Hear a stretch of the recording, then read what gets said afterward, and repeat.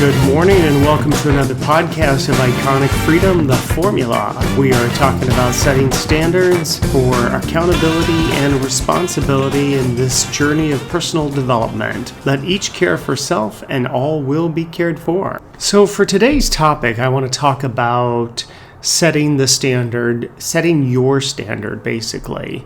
There's a lot of pressure in society to conform to what everybody else is doing, to stop listening to your own internal authority.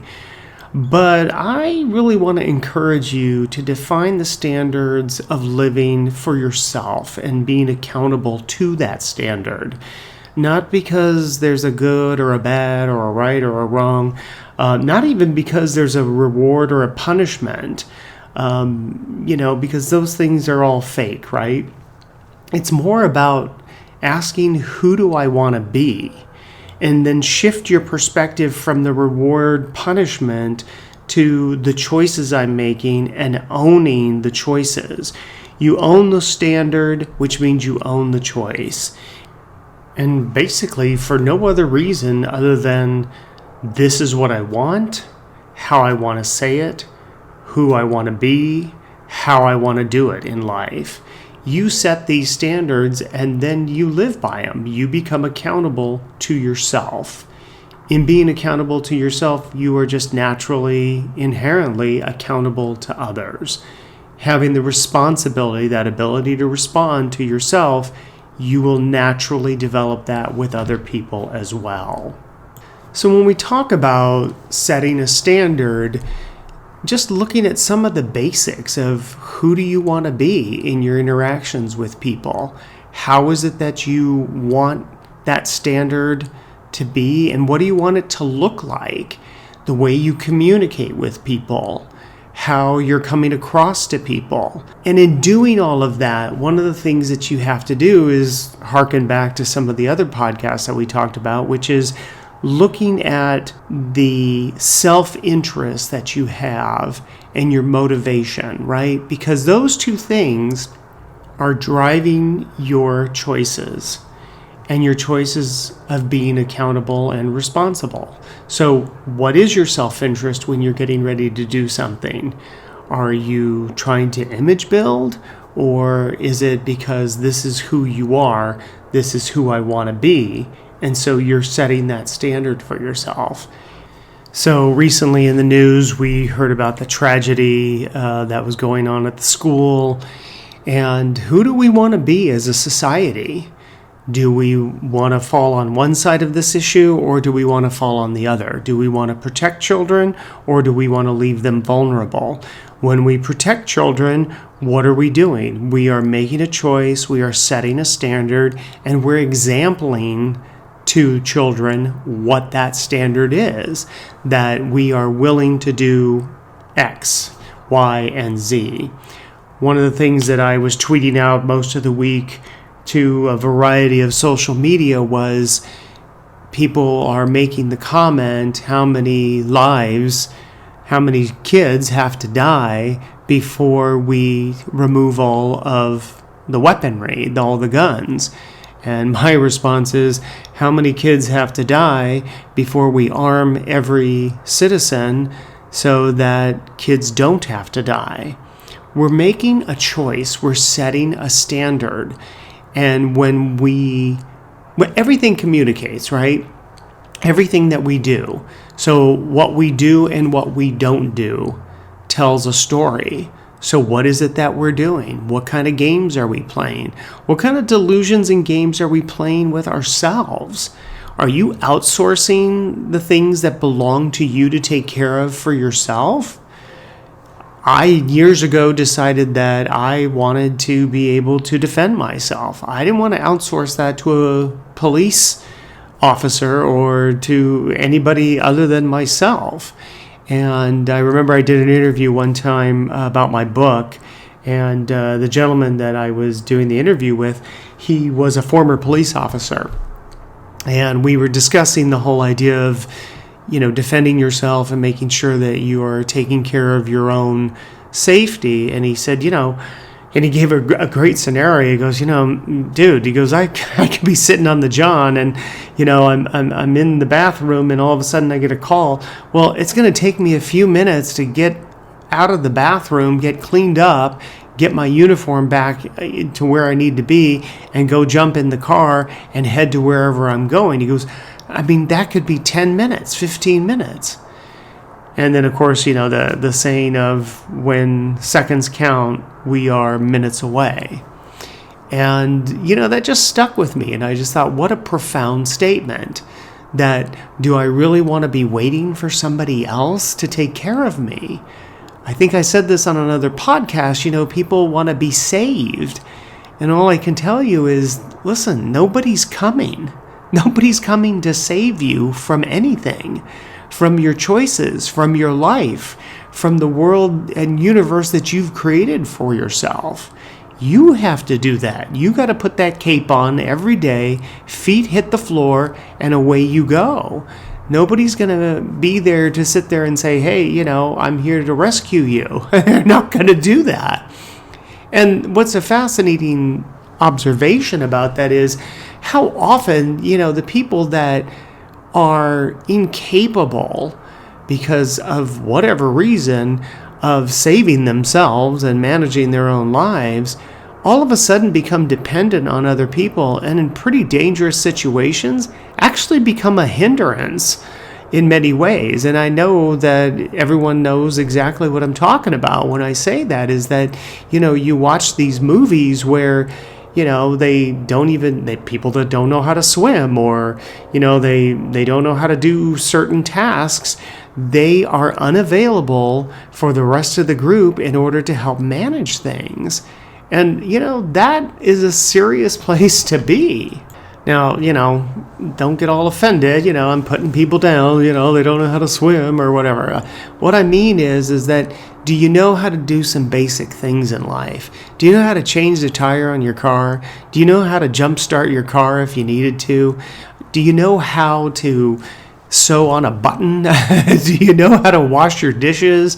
These very simple tasks of being able to be self-reliant and independent. And I don't see a lot of examples out there where people are teaching these things. I remember growing up as a kid, my mother used to teach my siblings and I how to do things, how to cook, how to bake. What does it mean to put all these ingredients in a bowl and mix it up? And when do you use your hands? And when do you use, other tools in the kitchen? And how do you roll out dough? And how do you cook? And how do you cut biscuits, with a biscuit cutter? And, all these things that seem like they're very simple, but in actuality, it's about you taking care of yourself. You setting a standard for yourself. Who do I want to be? What knowledge do I need to gain for myself in order to be the person that I want to be? For me, I wanted to set the standard of being a solid individual. We could say, being a good person and all that shenanigans, but that's just image building. When I moved to a place where I said, I want to be a responsible individual, I want to be accountable, I'm going to own my choices, no matter how painful those choices might be at times. And when I look back at some of my own history, I got to own it. I have to own those moments where, I was kind of a jerk, or I wasn't pleasant to people, or I wasn't kind. And that bothers me. And it's not because, there's some woke policy or some shenanigans that's out there right now, this tomfoolery of all this wokeness. These people are image building. They do not have these qualities in them. You know that they don't have these qualities in them. Why? Because they got to be out there talking about it and canceling people. When you are accountable for your choices, you manage yourself. And when you are managing yourself and you're around people that are not managing themselves, you walk away. The majority of the time, you will walk away. And the more you do it, the less tolerance your body will have for wanting to stay in a situation that is disease-minded. And that really is a lot of what that is. People not taking care of themselves, people not taking responsibility, not being accountable. That's a diseased mind. And you want to get out of that. So what are the things that you need to do in order to set that standard for yourself? And what do you want that standard to look like? That, maybe you're a guy or a girl that I want to be on time. I don't want to be a person that disrespects other people's time. So this is how I'm going to set that standard for myself. And then you live by it. And when you transgress that standard for yourself, okay, that's fine. Recalibrate and move on. What about the way you dress? I got into a very interesting back and forth on Facebook about 10 years ago where somebody was complaining because she was walking through a casino in Vegas and she happened to be wearing a very short dress and, some guy smacked her on the fanny. It's like, listen, you can't be a victim to yourself. You made a choice to wear a particular outfit. Now, it's not excusing anybody's behavior, but it's saying, why would you invite that behavior? And what was your motivation and your self-interest in dressing that way? It's not to sit there and go, oh, she deserved it, or that's wrong to say she deserved it. No one's saying that. What I'm saying is own your choices.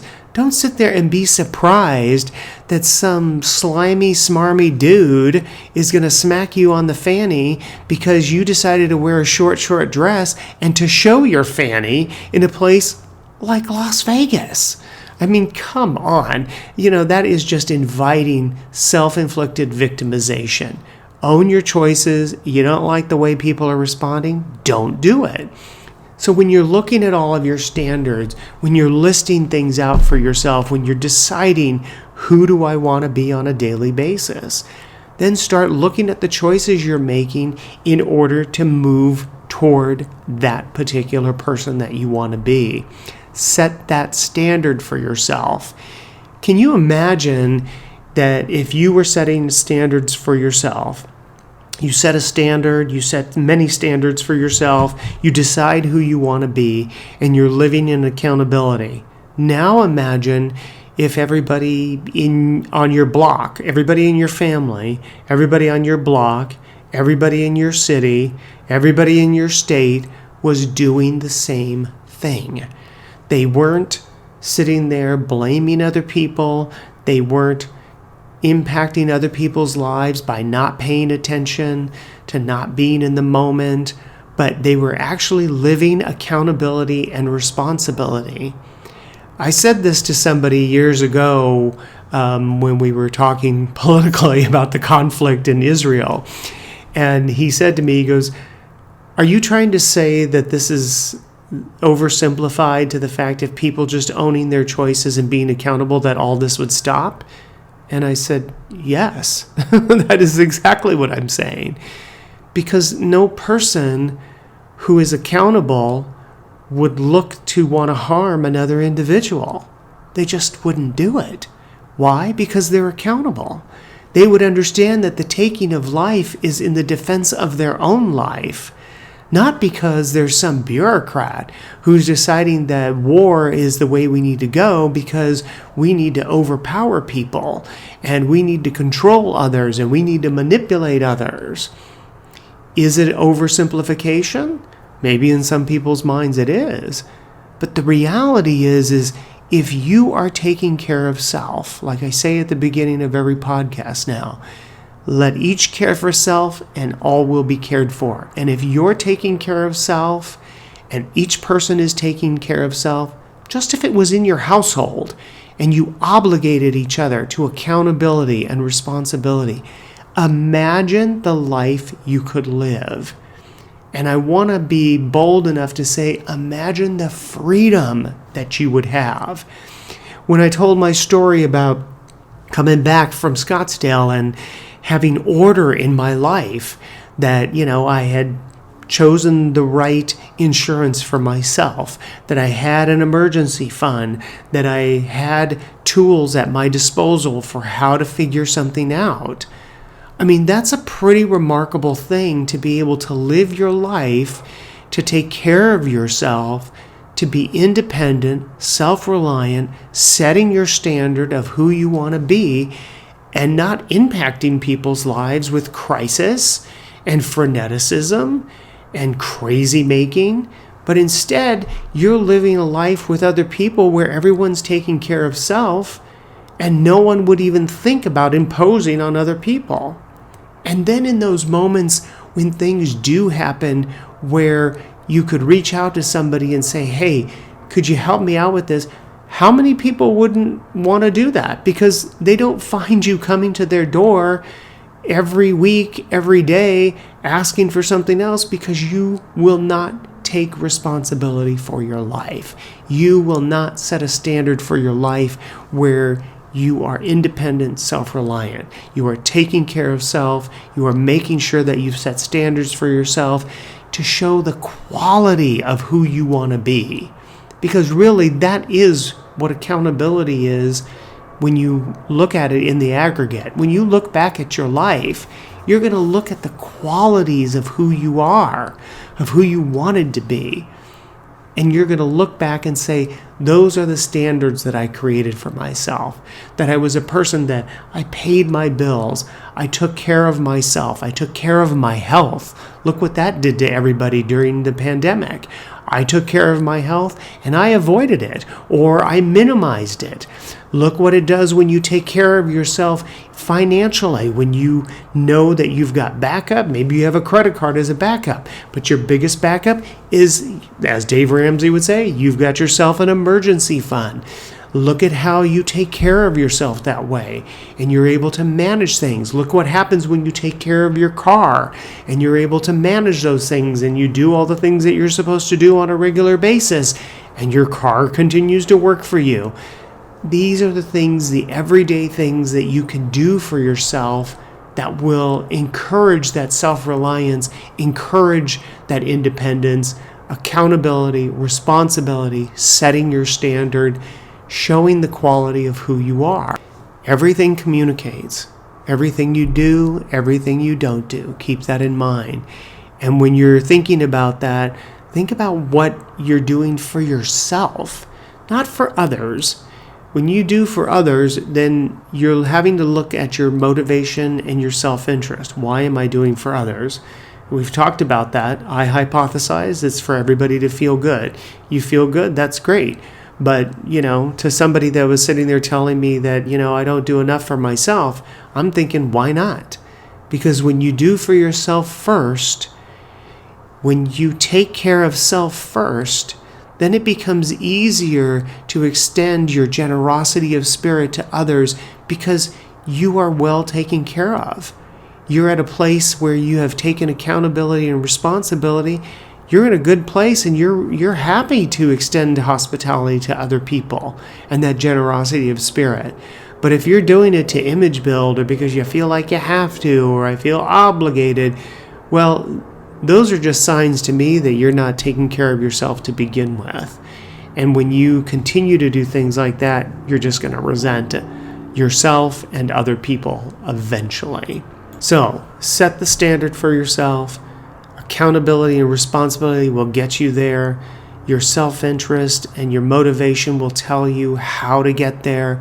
Make those choices, those moment-to-moment choices, and in the aggregate, you will look back at your life and go, this is the quality of person that I am because I set this standard of what I want, who I want to be, how I want to do it.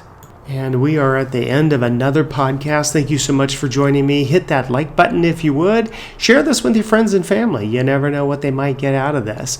If you'd like to subscribe, feel free to do so. You can do that on the website, link down below. My email is there, so if you have a situation that you'd like me to cover on the podcast, that would be awesome. I'd be happy to do that. Send me an email. And if you'd like to be interviewed and tell your story about accountability and responsibility, send me an email.